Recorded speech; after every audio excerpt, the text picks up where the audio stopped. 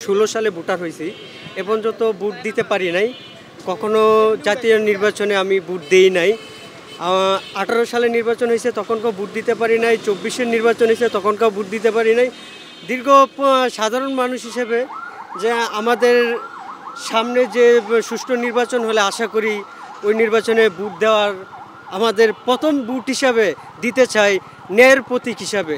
যে রাষ্ট্রের ভালো করবে, যে রাষ্ট্রের কল্যাণমূলক কাজ করবে তাকেই ভোটটা দিতে চাই। যে এই রাষ্ট্রে চাঁদাবাজি আর দুর্নীতিবাজি কেউ টিকে থাকতে পারবে না, সেরকম মানুষকে আমরা ক্ষমতায় দেখতে চাই, যাতে দেশের মানুষের গরিব দুঃখী মানুষের টাকা যেন রাষ্ট্রের কাজে ব্যবহার করা হয়। কোনো অবস্থাতেই যেন নিজেদের কাজে রাষ্ট্রের রাজনীতিবিদরা যেন টাকা মেরে না খাইতে পারে, দেশের দুর্নীতি না করতে পারে। আর দেশের প্রধান সমস্যা হচ্ছে আমলা বাহিনী যেন ঘুষ না খেতে পারে। এখনও বাংলায় 5 আগস্টের পরেও দেখি দেশে আমলা বাহিনী এখনও দিব্যি চাঁদাবাজি করতেছে, ঘুষ খাচ্ছে প্রত্যেকটা ক্ষেত্রে। এখনও তারা ঠিক হয় নাই। এই দুঃখজনক যে 5 আগস্টের পরেও মানুষ এরকম পরিস্থিতির মধ্যেও দেশে ঘুষ খাচ্ছে, হাজার হাজার কোটি টাকা পাচার করে দিচ্ছে।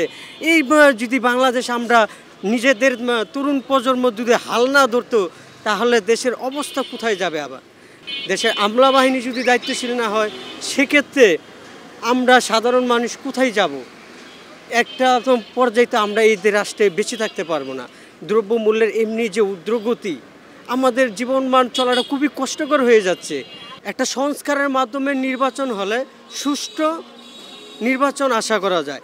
আর আগের সরকারের আমলে যে আমলা বাহিনী রেখে গেছে, তাদের মাধ্যমে নির্বাচন হলে সুষ্ঠু নির্বাচন আশা করা যায় না। এটা সাধারণ মানুষ হিসাবে আমার দাবি যে দেশে আগে সংস্কার হোক, তারপর নির্বাচন হোক। দেশের মানুষ একটা সুষ্ঠু ভোটের মাধ্যমে যেন জনপ্রতিনিধি নির্ধারণ করতে পারে, এটাই আমাদের আশা।